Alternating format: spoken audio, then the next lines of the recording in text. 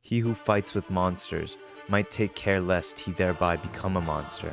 And if you gaze for long into an abyss, the abyss gazes also into you. Who cares? Should you play Loop Hero? Loop Hero, everybody. Loop Hero.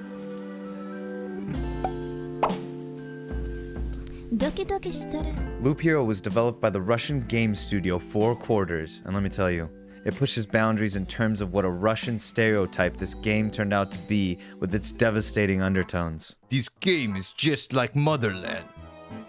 Dark and cold. Fuck. God damn it. Why would God create such a desolate field?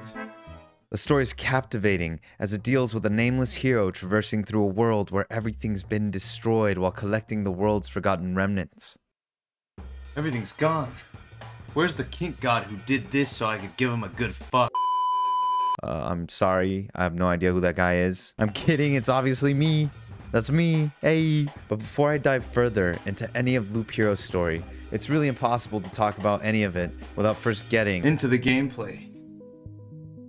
Loop Hero's gameplay throws you into one of the most fucked up Groundhog Day situations that has ever occurred in the history of Groundhog Day situations, not for the character in the game, but for you. Look, they even rub it in your face with this Groundhog Day achievement. And you might be asking yourself, why? Well, to start, Loop Hero revolves around the player's hero spawning at a bonfire, which then randomly generates a loop that starts where it ends. You then quickly find out that the game is just a really fancy auto-scroller.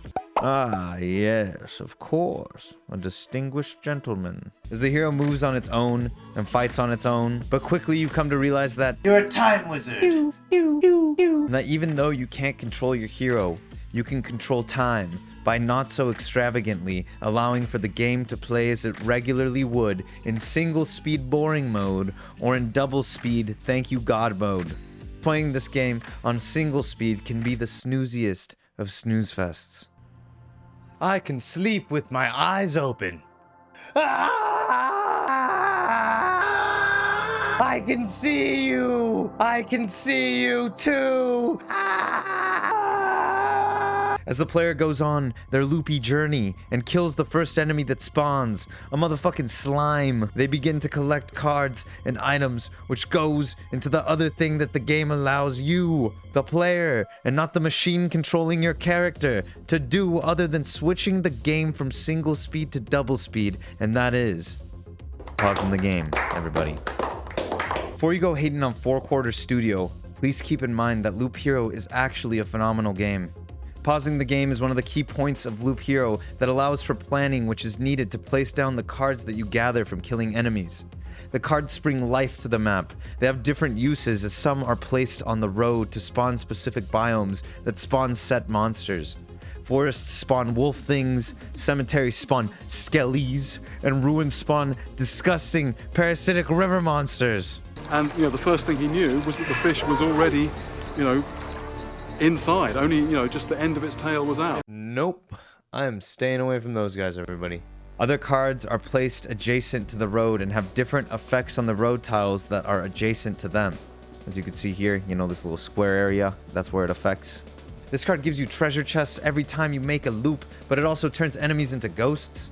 Putting two of these together also spawns what can only be described as period blood. Obviously from my glasses, jacket, and notebook, you can tell that I am, in fact, a gynecologist. And that is, in fact, period blood. This Watchtower card gives your hero different buffs in the tiles that are in the blue area shown right here.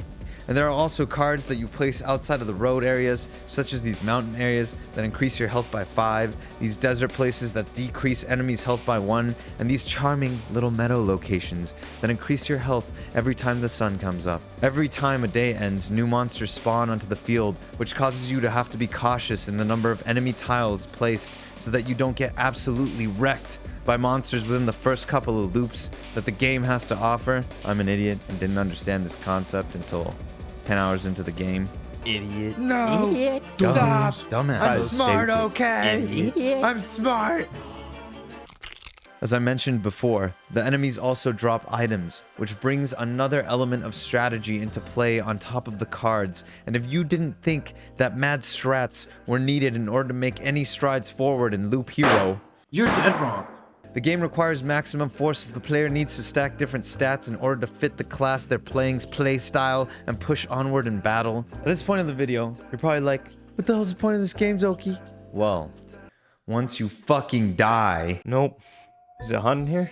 I'm hyperventilating. Sorry, I just had a mini existential crisis about how everything we do is leading to our impending doom, which probably leads into darkness. But back to Loop Hero, everybody. Once you die, you're taken to this town and come to understand that the different resources you've been collecting from killing enemies and placing cards are used to create different buildings that unlock things like different classes, different cards that you can add to your deck. Yeah, there's a little deck builder component that goes into this game, and different abilities that add to the way in which the game is played. So, what's the point? You're trying to find out who blew up the world, because who the fuck would blow up the world? Loop Hero can be beautiful once you set down enough cards to make the map be blooming with life, and the pixel art when characters are talking to one another, along with the fighting animations, are lovely. But the roguelike elements in Loop Hero can be a painful experience. The map is always a boring, black and gray mess when you begin. The combat can be a crawl, and the repetitive process of getting resources, to go back to camp, to get stronger, to getting more resources, and then going back to camp again and again can become a task that has the likeness of chores. I was able to spend 11 hours traversing through the game, and while I did enjoy a lot of it, the game just isn't for me to finish. I enjoyed my 11 hours of playing it, but I can't see myself putting in more time. So, should you play Loop Hero?